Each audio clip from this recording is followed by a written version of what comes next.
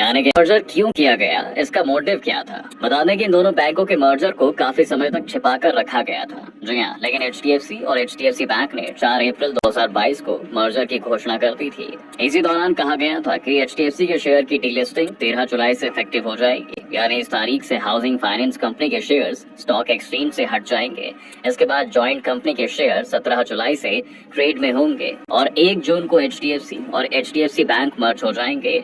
और मर्जर का मकसद HDFC बैंक की ज्यादा से ज्यादा ब्रांचेस में हाउसिंग लोन अवेलेबल कराना है। कंपनी के अकॉर्डिंग सरकारी बैंकों और कई न्यू एज फिनटेक कंपनी से बढ़ते कंपटीशन के बीच इस मर्जर की जरूरत पहले से ही महसूस की जा रही थी।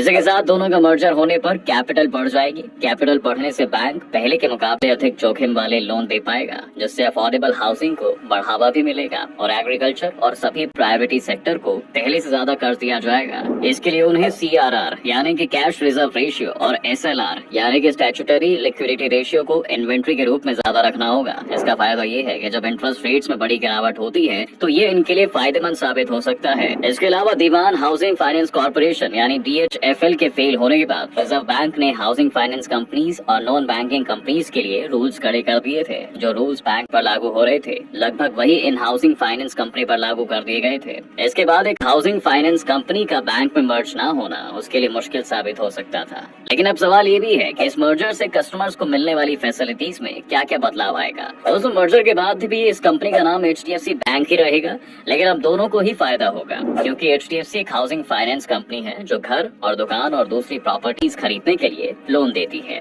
वहीं HDFC बैंक में बैंकिंग से जुड़े सारे काम जैसे सभी तरह के लोन, अकाउंट खुलवाना या FD करना, मनी ट्रांजैक्शन एटसेट्रा होते थे। ऐसे में कस्टमर्स को एक ही छत के नीचे बैंकिंग और फाइनेंस दोनों की फैसिलिटी मिल जाएगी।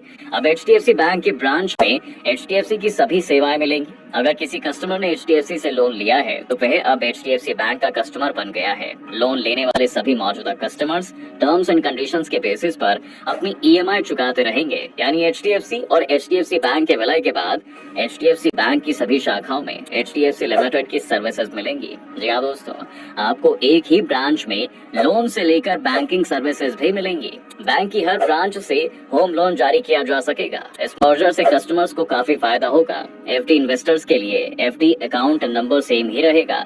आप HDFC बैंक में अपने सभी कामों में इसका यूज कर सकते हैं। इसके अलावा आपकी FD के ब्याज दर, ब्याज कैलकुलेशन का मेथड, टर्म, FD की टर्म्स एंड पेमेंट के साथ साथ सभी चीजें FD की मैच्योरिटी और रिन्यूअल तक सेम रहेगी। इसके अलावा HDFC बैंक के कस्टमर्स को पहले की तरह बैंकिंग फैसिलिटीज मिलती रहेंगी। मर्जर के बाद HDFC बैंक का कस्टमर बेस 120 मिलियन यानी 12 करोड़ पर पहुंच गया है। यह जर्मनी देश की आबादी से अधिक है। ब्रांच का नेटवर्क 8300 पर पहुंच जाएगा दोस्तों। जी हाँ, जबकि कंपनी के साथ काम करने वाले एम्प्लॉयज की संख्या 1.77 लाख पर पहुंच जाएगी। मर्जर का दोनों कंपनियों के एम्प्लॉयज पर कोई खास असर नहीं पड़ेगा, यानी कंपनी में कर्मचारियों की कटौती नहीं होगी। इसके साथ ही कर्मचारियों की सैलरी में किसी भी प्रकार की कमी या कटौती भी नहीं की जाएगी। वहीं शेयर मार्केट की बात करें तो BSE के इंडेक्स में ज्वाइंट कंपनी की वेटेज यानी इंपॉर्टेंस रिलायंस इंडस्ट्रीज से अधिक हो जाएगी। फिलहाल रिलायंस का वेटेज 10.4% है, लेकिन HDFC ट्विंस के ज्वाइंट शेयर्स का वेटेज 14% के करीब हो जाएगा। इस डील के तहत HDFC के हर शेयर होल्डर को 25 शेयरों के बदले HDFC बैंक के 42 शेयर मिलेंगे। लोकमत हिंदी में छपे एक आर्टिकल में ब्लूमबर्ग की रिपोर्ट का हवाला देते हुए कहा है कि मर्जर के बाद 18 लाख करोड़ से ज्यादा की ज्वाइंट प्रॉपर्टी हो गई है। यह मर्जर देश के कॉर्पोरेट वर्ल्ड का सबसे बड़ा सौदा है। इसका साइज 40 अरब डॉलर का है। अब इस पूरे मर्जर की कहानी समझने के लिए हमें हाउसिंग डेवलपमेंट फाइनेंस कॉर्पोरेशन यानी HDFC की पूरी कहानी जाननी हो गई। दोस्तों, 1970 का दौर था। चार्टर्ड अकाउंटेंसी की पढ़ाई पूरी करने के बाद दीपक पारेख के पास विदेश जाकर मैनहट्टन बैंक ब्रांच में मैनेजर की नौकरी का ऑफर था। अच्छी सैलरी, घर गाड़ी की फैसिलिटी भी मिल रही थी। दीपक पारेख मन बना ही रहे थे कि उनके पास अंकल हसमुख पारेख का बुलावा आया। उनका बचपन चौल में बीता था। इस वजह से 66 साल के हसमुख पारेख का सपना था कि देश में हर शख्स के पास अपना घर हो। इसी सपने के साथ पारेख ने ICICI बैंक से रिटायरमेंट के बाद 17 अक्टूबर 1977 को HDFC यानी हाउसिंग डेवलपमेंट फाइनेंस कॉर्पोरेशन की शुरुआत की। HDFC पहली कंपनी थी जिसने देश में पहली बार होम लोन की शुरुआत की, लेकिन अब उम्र हो चुकी थी। ऐसे में हसमुख पारेख ने अपने भतीजे दीपक पारेख को इस कारोबार में शामिल करने की सोची। हसमुख ने दीपक को बस एक बात कही कि तुम्हारे पास जो नॉलेज है उसकी जरूरत तुम्हारे देश को है। उस समय दीपक महज 34 साल के थे। वो चाहते चाहते तो अच्छे पैकेज के साथ मैनहट्टन बैंक में नौकरी कर लेते, लेकिन उन्होंने चाचा के कहने पर विदेश की नौकरी छोड़कर मामूली सैलरी के साथ 1978 में जनरल मैनेजर की हैसियत से एचडीएफसी से जुड़ने का फैसला कर लिया। जो फैसला दीपक पारेख ने उस समय किया, उस फैसले ने आज करोड़ों लोगों के घरों के सपने को पूरा किया है। जी हाँ दोस्तों, उस दौर में बैंकों में लोग सिर्फ सेविंग्स के लिए पैसा जमा करते थे और बैंक भी लोगों को सिर्फ कारोबार के लिए ही लोन देता था। लोग भी घर बनाने के लिए कर्ज लेना इंसल्ट समझते थे, रिटायरमेंट से पहले घर का सपना तक नहीं देखते थे। ऐसे में दीपक पारेख और अंकल पारेख को हाउसिंग लोन लेने वाले कर्जदार खोजने पड़ते थे। एचडीएफसी देश में एक ही ऐसी कंपनी थी जो हाउसिंग लोन देती थी, लेकिन फिर भी उसे अपने लिए कस्टमर खोजना पड़ता था।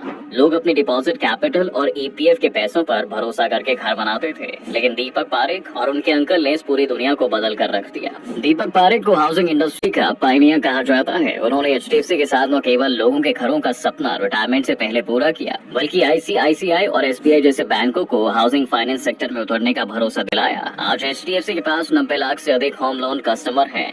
एचडीएफसी के बाद 1999 में आईसीआईसीआई लिमिटेड और साल 2009 में एसबीआई भी इस मैदान में उतर गया था। बिजनेस स्टैंडर्ड के अकॉर्डिंग साल 1978 में एचडीएफसी फाइनेंस ने अपना पहला लोन 10.50% के इंटरेस्ट रेट पर 30,000 रुपए का होम लोन डीबी रेमेडियोस को दिया था। ये कंपनी का पहला होम लोन था दोस्तों। जी हाँ, होम लोन की पहुंच आम लोगों तक हो सके, इसके लिए साल 1980 में कैंपेन भी चलाया गया। उन्होंने एक स्कीम निकाली जिसमें लोग 200 रुपए के हिसाब से 3 साल तक पैसे जमा करने के बाद 9% इंटरेस्ट रेट के हिसाब से 3 साल बाद पैसे निकाल सकते थे। वहीं अगर लोग चाहें तो डिपॉजिट अमाउंट से 4 गुना ज्यादा अमाउंट होम लोन के तौर पर कंपनी से भी ले सकते थे। आसान शर्तों के साथ लोगों को लोन मिल जाता था। ये एचडीएफसी के लिए गेम चेंजर प्लान बन गया। जो कारोबार 30,000 से शुरू हुआ, आज वो करोड़ों अरबों में पहुंच गया है। लेकिन अब ये कंपनी एचडीएफसी बैंक में मर्ज हो गई। लेकिन एचडीएफसी की शुरुआत होम लोन देने वाली नॉन बैंकिंग फाइनेंसिंग कंपनी के तौर पर ही हुई थी। 90 के दशक में जब आरबीआई ने बैंकिंग सिस्टम विस्तार के लिए लाइसेंस देना शुरू किया, तो एचडीएफसी ने भी लाइसेंस के लिए अप्लाई कर दिया था। लेकिन स्टैंडर्ड्स पर खरे उतरने के बाद साल 1994 में एचडीएफसी को बैंक के तौर पर लाइसेंस मिल गया। एचडीएफसी फाइनेंस के साथ साथ अब एचडीएफसी बैंक का एक्सपेंशन होने लगा था। मर्जर के बाद जेपी मॉर्गन, इंडस्ट्रियल और commercial bank of China, bank of America के बाद एचडीएफसी सबसे बड़ी कंपनी बन गई है।